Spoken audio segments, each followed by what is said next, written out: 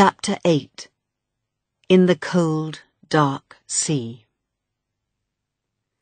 The 8 musicians did not get into the lifeboats. They stayed on the Titanic and played music. Happy music for worried people. Benjamin Guggenheim, the rich businessman, and his friend watched the women get into the lifeboats. They stood quietly and listened to the music. Then they took off their life jackets and put on their best coats. "Now we are ready to die," they said. "Help the passengers," Captain Smith said to the sailors. "The ship is going down. You can do no more." Thomas Andrews, the designer of the Titanic, said nothing. What could he say? Second Officer Lightoller and Colonel Gracie wanted to move lifeboats A and B, but it was not easy. Water came back along the ship, faster and faster.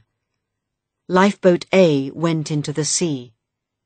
There was nobody in it at first, but then some men got in. Lifeboat B went into the sea the wrong way up. Suddenly the ship moved, and Colonel Gracie and Charles Lightoller fell into the ice-cold sea.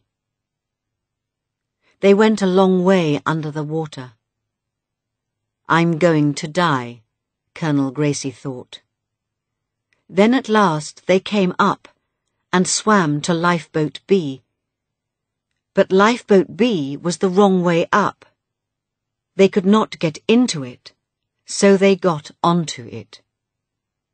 Radio operator Jack Phillips was on top of Lifeboat B, with Colonel Gracie, Charles Lightoller, and 26 more men. Radio operator Harold Bride was under Lifeboat B at first. Then he swam out and got on top. "That's good, boys," said an old man in the water near Lifeboat B. "You're going to be okay." But he did not get onto the boat, and after some time he died. "Who was that?" the men asked. "Captain Smith, perhaps?" The front of the ship went down, and at the same time the back of the ship went up. For 2 minutes the back of the ship went slowly up, higher and higher. Some people ran to the back of the ship. A lot of people fell from the ship into the sea. Carla Jensen watched from Lifeboat 16. "The sea was very quiet and dark," she said later. "The lights were still on in the ship. Then suddenly there was a terrible noise. 1,000 people cried from the ship. We heard them. Then the Titanic broke into 2 halves.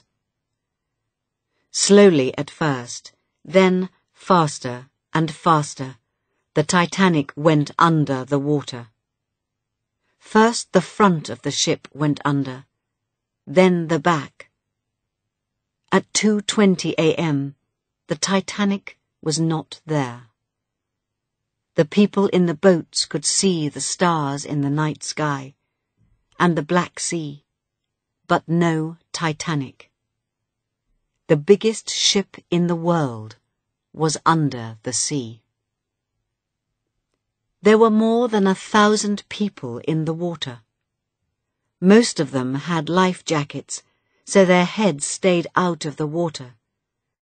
But the sea water was very cold, and nobody could live in it for long. "Please, come back and help us," the people in the water cried to the people in the lifeboats. In Lifeboat 6, there was 1 sailor and 25 women. "We must go back to help the people in the water," some of the women said. "Our husbands are there. They need help." "No," said the sailor, Robert Hitchens. There are too many people in the water. They can't all get in this boat. It isn't safe.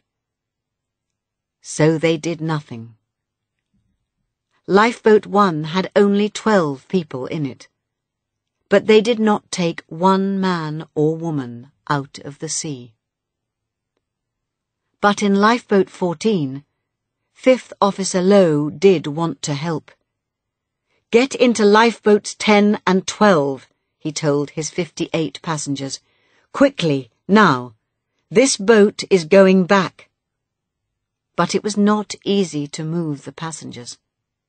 Then, at 3 a.m., 5th Officer Lowe went back with Lifeboat 14 to help the people in the water. But it was too late. Nearly everyone was dead. Harold Lowe took only 4 people alive out of the sea. They saw one man on a door in the water. He looked cold and white and dead. But after a few minutes, he opened his eyes and began to talk in Japanese. Later, he helped to row the boat like a sailor. "What a good man," Harold Lowe said. All night, people sat in the lifeboats and waited for morning. When the sun came up, they looked at the cold, quiet sea. They could see icebergs everywhere. And in the water, near the icebergs, they saw hundreds of cold, white bodies, the bodies of dead passengers and sailors.